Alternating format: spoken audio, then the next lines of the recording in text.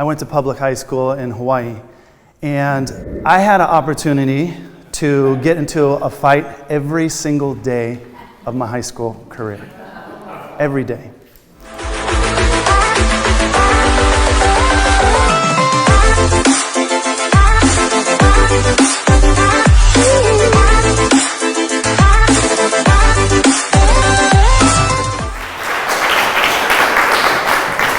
You ever remember a fight in high school?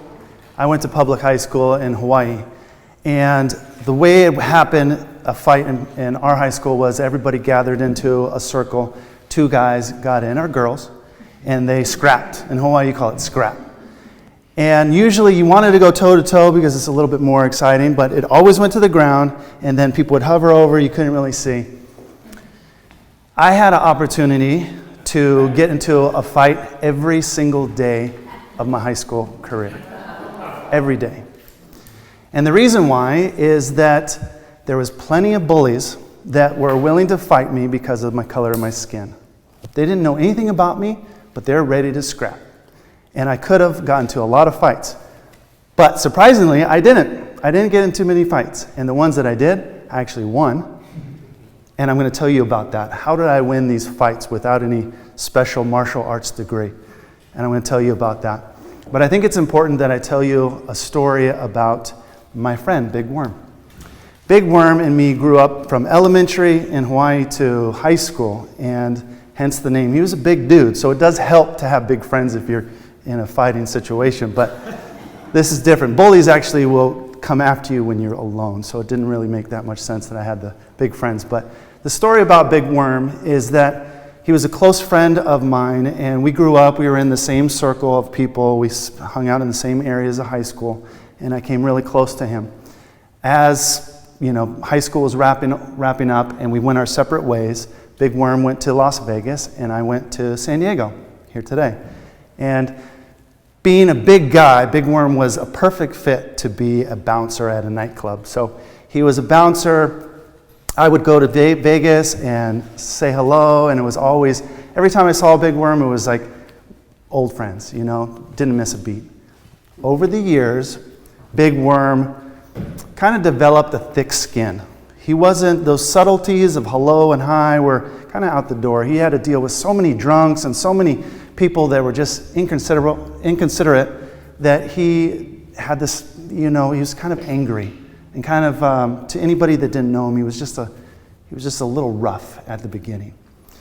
So I went to visit Big Worm, and then about a month in Vegas, and then about a month later, I get a phone call from another friend. And he says, hey, I just want you to know, Big Worm died. And I've never had anybody die that was close to me before. So I said, well, what happened? Apparently, Big Worm had a brain aneurysm and then died within a few hours. It was like sudden. I've never had anybody die that was close to me like that. So that definitely shook my foundation. And my friend on the phone said, are you going to make it to the funeral? I said, of course I'm going to make it to the funeral.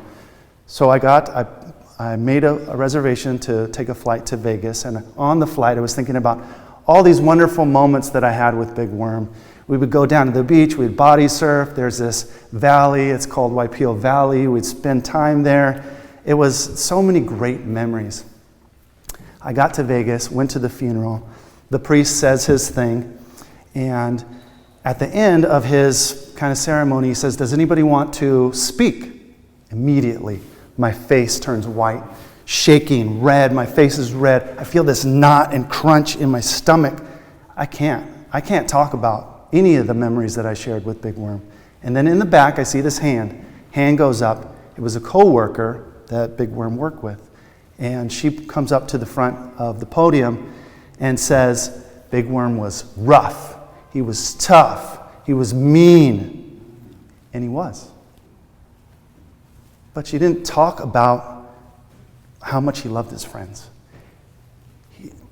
She didn't talk about how much he would do for his friends and everything that he meant to me.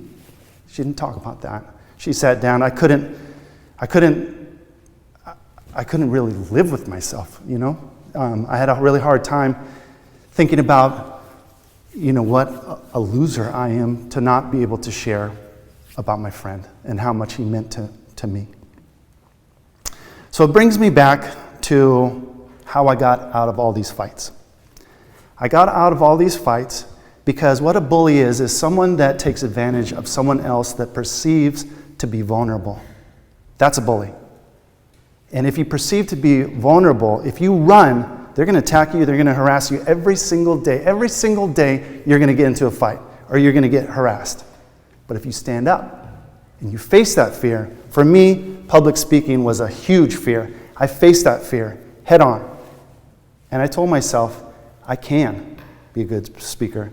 I will be a good speaker because I must. You know why?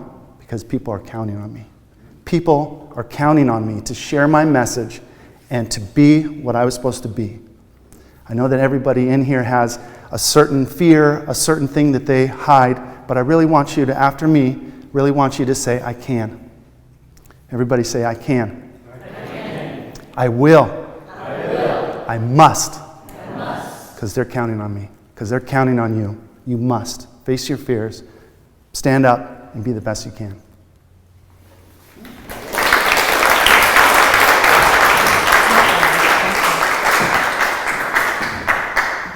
We'll give the judges 1 minute of silence to write anything they need to write.